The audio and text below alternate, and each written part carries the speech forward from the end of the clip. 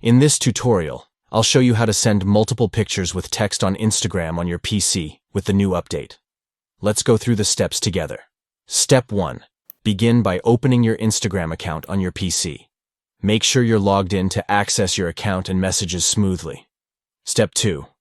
Open the chat where you want to send multiple pictures with text. Navigate to the specific chat within Instagram where you intend to share the pictures. Step 3. Within the chat, locate the photo icon and click on it to initiate the process of selecting photos. Choose the photos you want to send from your PC by selecting them. Step 4. After selecting the photos, click on the Open button.